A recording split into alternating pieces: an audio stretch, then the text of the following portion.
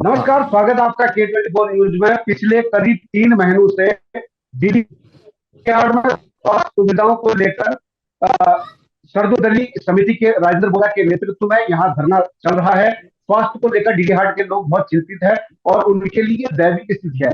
ऐसे में आज पूर्व सांसद प्रदीप टमटा जी, जो कांग्रेस के वरिष्ठ नेता भी हैं और अल्मोड़ा पिथौरागढ़ से सांसद भी रह चुके हैं, और आज धरना स्थल पर पहुंचे हैं।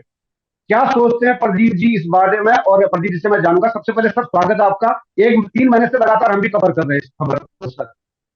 जी जी नहीं, ये बड़े दुख के साथ कहना पड़ रहा है कि लगभग जैसा खुद आपने कहा कि 3 महीने से लगातार हमारे यहाँ पर कांग्रेस के कार्यकर्ता और स्थानीय लोग एक उस मांग को लेकर के धरने पर बैठे हैं, जिसको राज्य की सरकार से लेकर भारत की सरकार रोज ढोल पीट रही है कि हम जनता के प्राथमिक स्वास्थ्य केंद्रों का में तमाम सुविधाएं प्राप्त करेंगे। डीडी हाट, हमारे इस डीडी हाट ब्लॉक का कम्युनिटी हेल्थ सेंटर है, और जिस समय भारत सरकार ने अपनी स्वास्थ्य नीति बनाई है तो हर जगह हर ब्लॉक में कम से कम एक उच्च स्तरीय स्वास्थ्य सुविधाओं के लिए उसको कम्युनिटी हेल्थ सेंटर के रूप में डेवलप किया गया।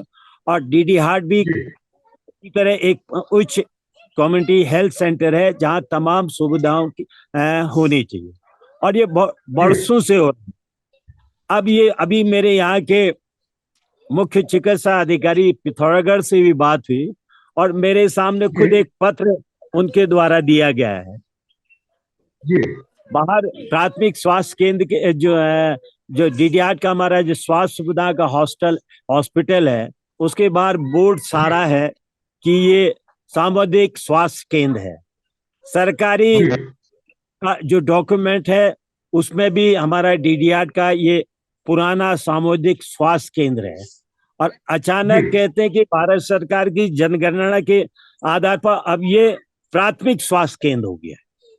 अब एक ही संस्था एक ही समय में, एक तरफ कम्युनिटी हेल्थ सेंटर का मतलब है कि वहां पर तमाम तरह की स्पेशलाइज सुविधाएं मालूम होंगे, और विशेषकर पर्वतीय क्षेत्रों में जो ब्लॉकों में स्वास्थ्य है, वहां पर अगर आप जांच कर लेंगे, अधिकांश ये हड्डी ऑर्थो से संबंधित रोगियों का होता है, या महिलाओं का, या इन सब पर, क्योंकि घास है, गांव में जा रही है, जंगलों में जा रही हैं, कहीं टूट गई तो एक्सरे अल्ट्रासाउंड आज की दुनिया में नवीनतम टेक्नोलॉजी है। अब उन सुविधाओं को कहा गया कि यहाँ पर ये सिर्फ यही नहीं, डीडी हाट ही नहीं, मुंशियारी और इधर गंगोली हाट भी डाउनग्रेड हो गए। अब सरकार कह रही हम इनको कागज में कोई बड़ा पद देके तब पोस्ट आएंगे। अरे भाई, प्राथमिक रूप से जब यहाँ पर ये कम्युनिटी हेल्थ सेंटर है और उसके हिसाब से ये पद सृजित थे, तो अचानक अगर जनसंख्या में बदलाव आ रहा है, ये तो राज्य की सरकार को मानना चाहिए। आपने खुद कहा कि पलायन हमारी राज्य की बड़ी समस्या है, आपने पलायन आयोग बनाया है। स्वास्थ्य और शिक्षा के कारण पलायन हो रहा है। जी बिल्कुल प्रदीप जी, मैं आपको यहाँ पर एक बात बताना चाहूंगा। मैं खुद यहाँ से बिलोंग करता हूँ। यहाँ जो प्रसव से पीड़ित महिलाएं होती हैं, गर्भवती महिलाएं खास तौर पर, उनको अल्ट्रासाउंड की जरूरत होती है। ऐसे में प्रदीप जी, डीडी हाट की जो जनता है, उनको एक अल्ट्रासाउंड 10,000 रुपए का पड़ता है। आपको मालूम होना चाहिए इस बात को। 10,000 रुपए का एक अल्ट्रासाउंड पड़ता है पिथौरागढ़ जाने में। 3,000 रुपए आने, 3,000 रुपए जाने के लिए गाड़ी बुक करनी पड़ती है। उसके बाद उनको एक स्टे करना पड़ता है वहां। कितना दुर्भाग्य है डीडी हाट वालों के लिए प्रदीप जी। ये डीडी हाट, मैं इसकी ओर मैं आपका ध्यान दे रहा हूँ। इस राज्य की सरकार की और केंद्र की नीतियों के कारण सिर्फ पिथौरागढ़ जिले में ही डीडी हाट ही नहीं, गंगोली हाट भी, अन्य और पूरे राज्य में कई जो सामुदायिक स्वास्थ्य केंद्र थे जहां ये सुविधाएं भारत सरकार की नीतियों के अनुसार से मिलनी चाहिए थी। दो तरह की थी, एक महिलाओं से के संबंधित स्वास्थ्य की, भाई आज सरकार कहती है डिलीवरी से लेके आप डिलीवरी सरकारी अस्पताल में करवाए। अब सरकारी अस्पतालों में जाने के लिए बेसिक चीजें अल्ट्रासाउंड की सी हैं, ये यहाँ होनी चाहिए थी, लेकिन सिर्फ इस आधार पर कि यहाँ के जनसंख्या के मानक कम हो गए, आपने अल्ट्रासाउंड के सिस्टम से उनको बाहर कर दिया। अब आप कह रहे हैं कि हम कहीं, अभी मुझे यहाँ के एक अधिकारी ने कहा कुछ अस्पतालों में हमने पीपी की प्राइवेट वालों से अनुरोध करके अल्ट्रासाउंड लगा दिया है, कुछ जगह हमने शासन को प्रस्ताव भेजे हैं। सवाल है, आपकी नीतियों के कारण जो इस बेसिक कम्युनिटी हेल्थ सेंटर में सुविधा होनी चाहिए थी, जो मानक भी भारत सरकार के कह रहे थे, वो मशीनें यहाँ पर पहले उपलब्ध क्यों नहीं थी? आज तो नहीं हुआ, आज आप जनसंख्या का मानक बहाना ले रहे हैं कि जनसंख्या कम होगी, अब हम इसका अपग्रेडेशन कर रहे हैं। ये तो यहाँ से पहले ही से यहाँ कम्युनिटी हेल्थ सेंटर है। यहाँ पर पर्वतीय क्षेत्र में महिलाएं, बच्चे की समस्या, पहाड़ से गिर जाने के कारण, हड्डी और ये समय एक्सीडेंट के कारण, ये दोनों चीजों की आवश्यकता बहुत होती है। या तो ऑर्थो के मामले हैं या महिलाओं से गायनोलॉजी के मामले हैं, और इन दोनों में आज की दुनिया में अल्ट्रासाउंड की व्यवस्था होनी चाहिए थी। मुझे अधिकारियों को इजाजत दिया गया, हमने शासन को प्रस्ताव भेजा गया, 3 महीने से लोग धरने में बैठे हुए हैं। राज्य की सरकार कह रही है हम बेसिक सुविधाएं देंगे, तो मैं समझता हूं कि राज्य की सरकार को गायनों के संदर्भ में और पेडियाट्रिक जो बच्चों के संदर्भ में जो जरूरी डॉक्टर को हाथ पांव है, डॉक्टर अगर बिना उसको ये सुविधाएं नहीं मिलेगी, अल्ट्रासाउंड की सुविधा मिलेगी, तो वो तो यही कहेगा कि रिपोर्ट लिखेगा आप पिथौरागढ़ चले जाइए, पिथौरागढ़ में या तो आप सरकारी अस्पताल में वहां डेट के लिए लाइन लगाइए, या आप किसी प्राइवेट में अपनी कहते रही सही पूंजी को भी डुबाइए। तो एक तरफ से सरकारी कुचक्र चल रहा है। प्रदीप जी, 27 साल से स्थानीय विधायक यहाँ पर जमे हुए हैं, पिछले 27 साल से विधायक हैं, और 3 महीने से यहाँ धरना है, वो नदारद है। धरने में आना उन्होंने उचित नहीं समझा। ब्लॉक प्रमुख उनका है और यहाँ नगर पालिका में उनके हैं, लेकिन खुद विधायक जी यहाँ से नदारद हैं। तो ऐसे में जनता कहाँ जाएगी और किसका मुंह देखेगी जनता? ये तो खुद उनको भी समझना चाहिए। विधायक जी यहाँ के राज्य के वरिष्ठतम विधायकों में है। अभी उनकी सरकार ने वेटिंग मिनिस्टर की श्रेणी में रखा, इसके लिए डीडीआर की जनता का तो दोष नहीं है।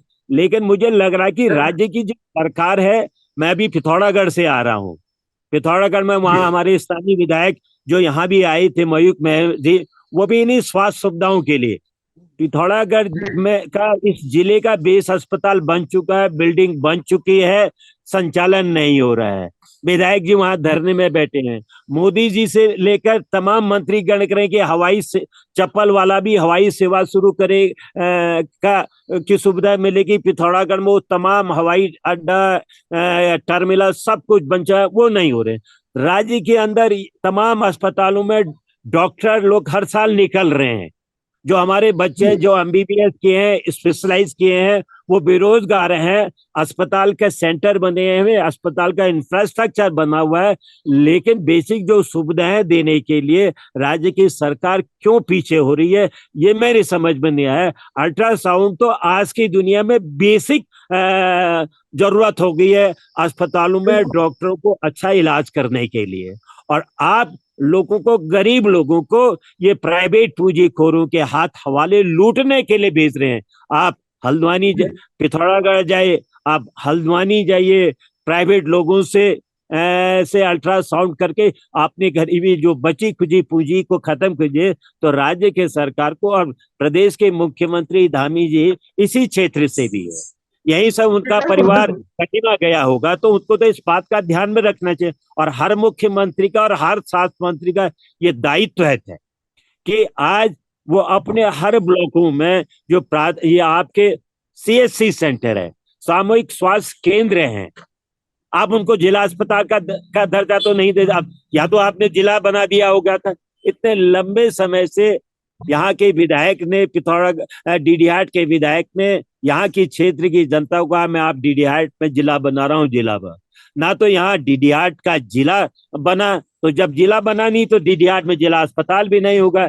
लेकिन जो बेसिक अस्पताल था, जो सामूहिक स्वास्थ्य केंद्र था, उसमें जो मानकों के हिसाब से, भारत सरकार के मानकों के हिसाब से डॉक्टर और जो अन्य अल्ट्रासाउंड की अन्य सुविधाएं होनी चाहिए थी, वो आज तक क्यों नहीं की है। पिछले लंबे समय से यहाँ के विधायक मंत्री भी रहे हैं, और दुर्भाग्य की बात है उन्हीं के एक बड़े नेता ने कह दिया ऐसे को क्यों चुन रहे हैं। और ये तो थोपा था आपने डीडी हाट की जनता है।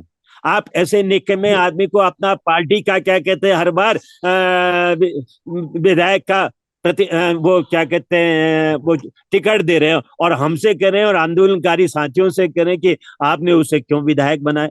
हमारे लिए विधायक और का सवाल नहीं है, ये जनता का अपना नहीं है। सवाल है कि राज्य सरकार का दायित्व है। जी, एक चीज और बताना चाहूंगा मैं, अगर विवाद विधायक की आती है तो मैं ये भी बताना चाहूंगा, मुख्यमंत्री पुष्कर सिंह धामी का जो हड़खोला गांव है, यहाँ से करीब 8 से 10 किलोमीटर दूर है। पहले जमाने में हड़खोला से यहाँ पैदल डीडी हाट में आया करते थे, और नजदीकी है। और उसके बाद पुष्कर सिंह धामी 13 नवंबर 2021 को यही डीडी हाट में आए थे। डीडी हाट में आप जहां पर बैठे वहां से मुश्किल से 500 मीटर की दूरी में जीआईसी मैदान है, वहां से पुष्कर सिंह धामी ने यह ऐलान किया था, जो सामने आप ऊपर देख पा रहे हैं ऊपर सिराकोट मंदिर है भगवान मलेनाथ का, वहां जी, तक जी, रोके लगाने की बात कही, वो भी पूरी घोषणा साबित हुई है।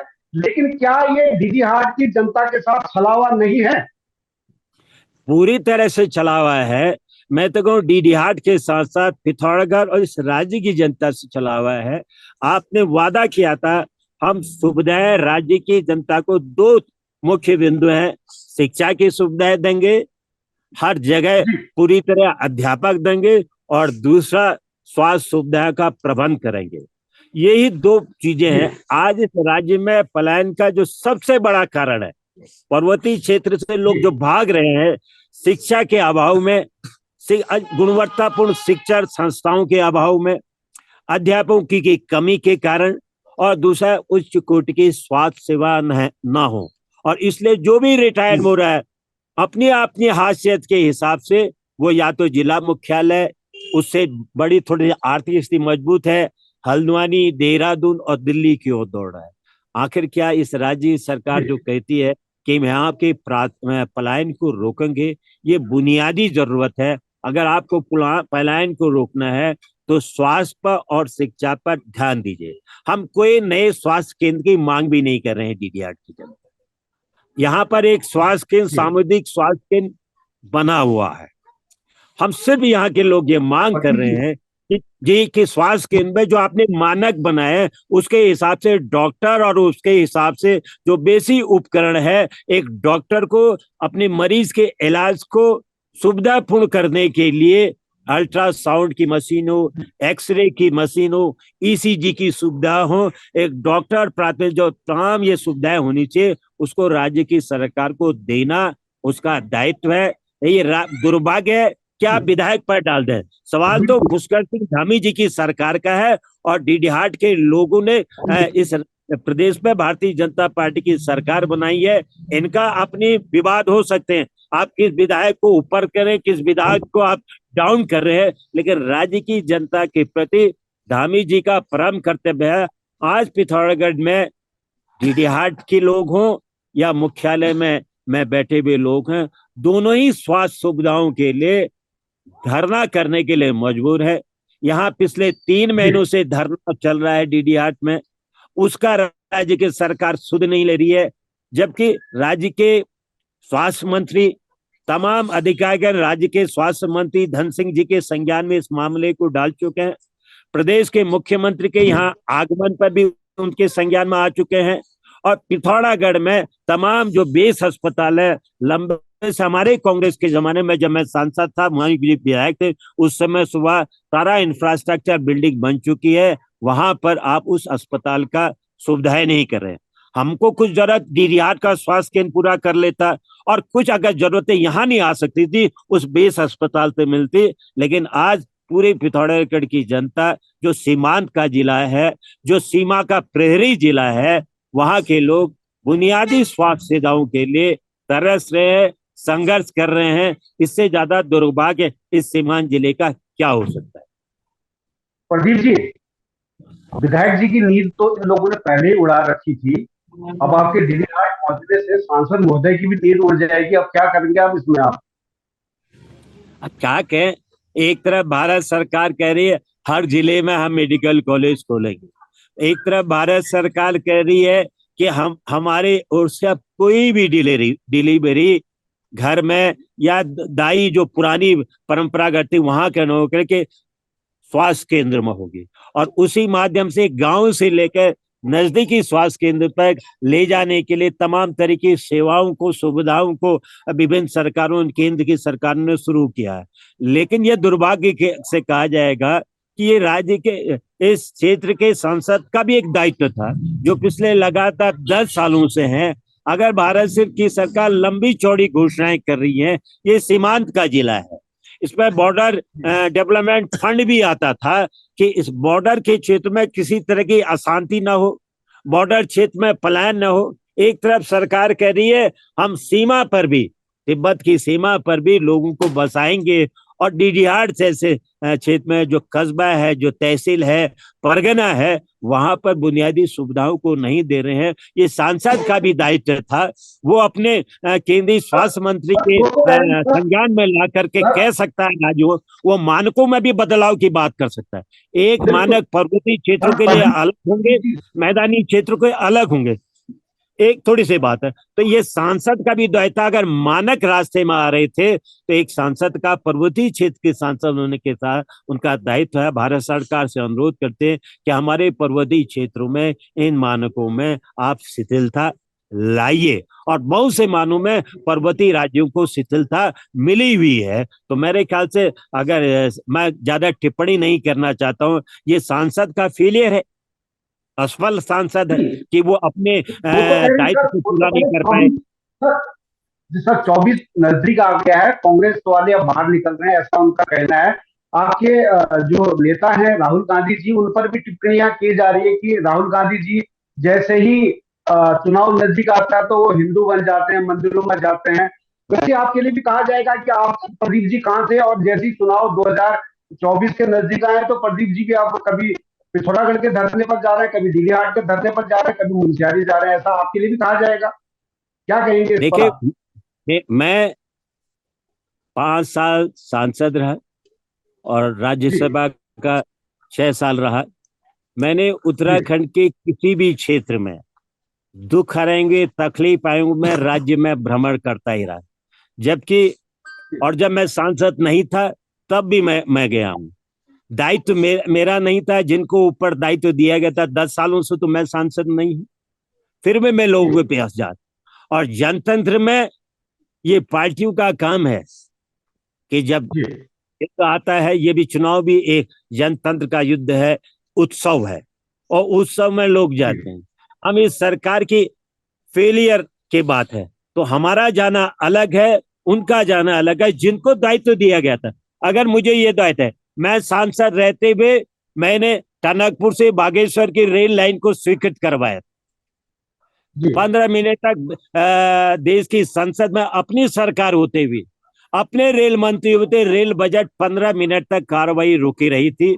और मुझे फक्र है कि हमारी सरकार ने टनकपुर से बागेश्वर और ऋषिकेश से कर्णप्रयाग की रेल लाइन स्वीकृत की थी। तत्कालीन रक्षा मंत्री एंटोनी जी ने उसका शिलान्यास भी किया। इन 10 सालों में बताएं हमारे स्थानीय सांसद के, वो तो कर्णप्रयाग तो चली गई, बाबा भोलेनाथ के वहां चले गई। ये सामरिक रूप दृष्टि सबसे बड़ी संपर्क थी। चीन हमारी सीमा पर है, लीपू लेक पर उनका हवाई अड्डा आ गया है, उनकी रेल लाइन वहां पर आ चुकी है। हमारी स्वीकृत रेल लाइन को आज तक आगे नहीं बढ़ाया गया है। मेरे ही द्वारा टनकपुर से जौलजीबी का 850 करोड़ रुपए के बजट से मोटर मार्ग स्वीकृत कराया गया था। और आज उस डीडीहाट के लोगों को भी जौलजीबी पर, यहीं पर नीचे जाते रहे, एक पिथौरागढ़ और दिल्ली के एक नया मार्ग मिलता है, यहाँ के किसानों को, काश्तकारों, पर्यटन को मिलता है। पैसा स्वीकृत है, फॉरेस्ट, वो इन 10 सालों में वो रोड भी आगे नहीं हुई। मैं तो अपने दायित्व का पालन कर रहा हूँ। मेरे जाने से इनको पूछता हूँ, अन्य जो लोग इस तरह का सवाल उठाते हैं, लोकतंत्र में जिसको दायित्व दिया गया है, आप उससे क्यों नहीं उठा रहे हैं? आज गजब का ये देश है कि जो गोदी मीडिया है, जो प्रश्न मोदी से पूछे जाने चाहिए, जो भारत सरकार से पूछे जाने चाहिए, वो विपक्ष से पूछ रहा है। अगर राहुल गांधी जी मंदिर न जाए, आप उन पर आरोप लगाते हैं।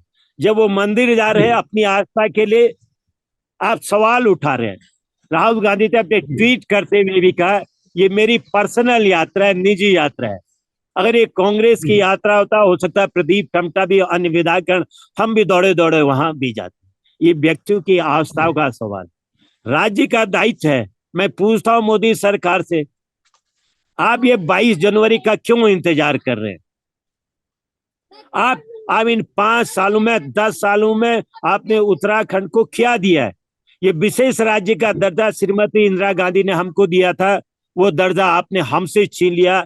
सिर्फ उत्तराखंड से नहीं छीन लिया, ये 11 हिमालयी राज्यों से आपने नहीं छीन लिया। हमारी सरकार ने, जब मैं सांसद था, इस राज्य सहित तमाम हिमालयी राज्यों को विशेष राज्य का दर्जा को हटाने के बाद हमने उस समय तो था ही बीके चतुर्वेदी कमेटी की रिपोर्ट लागू की थी, जिसने कहा था, जो उस समय प्लान हमको योजना आयोग था, योजना का बजट मिलता था, इन राज्यों को 2% स्पेशल बजट जो भारत सरकार उसमें से मिलेगा।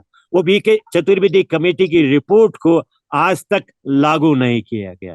सवाल है, ये जो हमारा उत्तराखंड है, हिमाचल है, ये पूरा उत्तर भारत की जो राज्य क्षेत्र है, पंजाब है, हरियाणा है, पश्चिम उत्तर प्रदेश, बिहार है, यहाँ के एक किसान का बेटा अगर धरती की सेवा करता है, अपनी खेती को आगे चलाता, तो एक किसान का बेटा देश की सीमाओं पर, चाहे वो समुद्री सीमाएं हो, चाहे उत्तर की चीन और पाकिस्तान की सीमा में खड़ा होकर के अपनी देश की सेवा करता था। आज उस रोजगार पर हमला कर दिया है। आज भारत की जो रेगुलर सेना को मोदी जी आपने समाप्त कर दिया है, और कुमाऊं अग्रवाल के नौजवान के सबसे बड़े रोजगार पर आपने कुठाराघात कर दिया।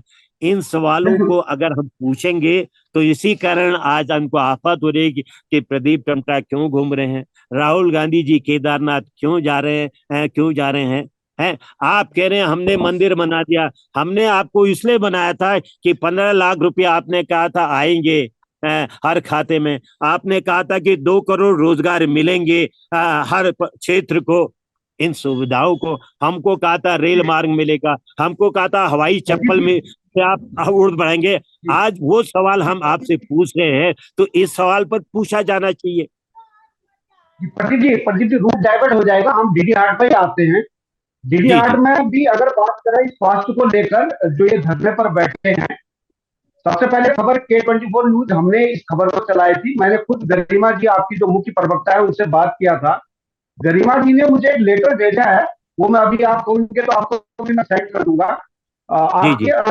आपके प्रदेश अध्यक्ष करण महाराज जी द्वारा वो लेटर लिखा हुआ है कि उन्होंने कहा था कि हम अगर 3 दिन के अंदर अंदर ये यहाँ पर स्वास्थ्य बहाली नहीं होती है तो हम मुख्यमंत्री को ज्ञापन सौंपेंगे। वो ज्ञापन अभी तक मुख्यमंत्री जी तक गया नहीं, 3 महीने हो गए। मैं चाहूंगा कि आप इस बार जी मैं इस संदर्भ पर, क्योंकि मैं जो यहाँ पर की जो असुविधा है, डीडी हाट का तो सवाल है, मैं हेल्थ सेक्रेटरी से भी खुद व्यक्तिगत रूप से बात करूंगा। लेकिन जो मुझे बड़ी चीज यहाँ पर आई है कि पर्वतीय क्षेत्र में, और विशेषकर पर्वतीय क्षेत्र में जो बहुत पहले से स्थापित सामुदायिक स्वास्थ्य केंद्र है, और सामुदायिक स्वास्थ्य केंद्र के मानकों को पूरा करते थे, इसलिए वो सुविधाएं उनको मिली हुई थी। आज अचानक उनको मानकों के बहाने उन सुविधाओं से वंचित किया जा रहा है। ये सिर्फ डीडी हाट का मसला नहीं है, ये राज्य का मसला है। मैं अपने प्रदेश अध्यक्ष के, आपने मेरे संज्ञान में ला दिया है, मैं उनसे भी उनके संज्ञान में भी लाऊंगा। आप निश्चित रहिए, हमारे सामुदायिक स्वास्थ्य केंद्र में मानक होने चाहिए। सवाल है, मानक लोगों के लिए बनाए गए हैं, लोग मानकों के लिए नहीं बनाए। और जब सरकार कहती है कि हम स्वास्थ्य की सुविधाएं लोगों को देंगे, उनके समीप पहुंचाएंगे, तब इन मानकों का बहाना नहीं बनाया जा सकता है। तो यहाँ पर जो इनकी मांग है, अल्ट्रासाउंड की मांग है, वो जरूरी मांग। 2 मिनट बचे प्रदीप जी, में 2 मिनट बचे। मैं अहम सवाल आपसे पूछना चाहूंगा 2 मिनट में। देखिए जी ये लोग पिछले 90 दिनों से, करीब 90 दिन होने जा रहे हैं धरना स्थल पर बैठे जो लोग हैं, ये लोग बेरोजगार लोग हैं, कोई इनके पास बहुत ज्यादा रोजगार नहीं है। अपना दिनचर्या छोड़कर, अपनी रोजगारी छोड़कर ये लोग यहाँ धरने पर बैठे हैं। इनके भविष्य का कुछ नहीं है, आगे क्या होगा। ऐसे में कांग्रेस इनके साथ कितना खड़ी है और किस हद तक आप लोग इनकी लड़ाई आगे लड़ेंगे, ये आज ये जनता को आप बताते जाइए, क्योंकि आप मैंने आने वाले समय पर मुझे लगता है दावेदार है आप सांसद के यहाँ पर, आप इनको बता के जाइए जी। मैं ये हमारे नौजवान है और ये सिर्फ कांग्रेस के नहीं, उत्तराखंड के भविष्य है, उत्तराखंड के जी लीडर है। इनको जीवन के अलग अलग क्षेत्रों में कल को चुनना है, कुछ राजनीति को अपना स्थान चुनेंगे, कुछ व्यवसाय को अपना चुनेंगे, कुछ राज्य की या देश की प्रशासनिक सेवाओं में जाएंगे, अलग अलग मार्गों को जाए। मैं इनके उज्जवल भविष्य की भी कामना करता हूं और मैं इनके उज्जवल भविष्य कैसे ऐसे नौजवानों को उज्जवल भविष्य दिया है उसके साथ भी हम खड़े हैं। निश्चित रूप से मैं इन नौजवानों को बधाई भी देता हूं कि ये अपने तमाम सीमित साधनों के बावजूद भी इस धरने को जारी रखे हुए है। ये उनका अपना नहीं है, ये डीडीहाट की क्षेत्र की जनता का है, जिस दायित्व को मुझे ज्यादा करना चाहिए। मैं ये मेरी भी एक तरह असफलता है, जिसको मुझे करना चाहिए था उन्होंने इन हमारे नौजवान साधु राजू बुरा जी के नेतृत्व में चलाया है। और राजू बुरा ये हमारे ब्लॉक कमिश्नर के पूर्व अध्यक्ष भी है। मैं जब मैं सांसद था ये मेरे प्रतिनिधि भी रहे हैं और मैं जानता हूं इनके द्वारा जो आंदोलन है, आंदोलन में हमेशा होता है। सरकारें बहुत आसानी से चीजों को नहीं सुनती, इनके ऊपर एफआईआर लेकिन भी है सर, अजीत जी, विजय अजीत जी बनेंगे के ऊपर और हम एफआईआर इनके भी भविष्य के साथ खड़े। जी मैं इनके सुन नहीं ऊपर पाया। एफआईआर हुई है, तो क्या कहेंगे आप? मैं इनके ऊपर मैं मांग कर एफआईआर मैं मांग कर चुका हूं, चाहे इनके ऊपर उपाय हुई है।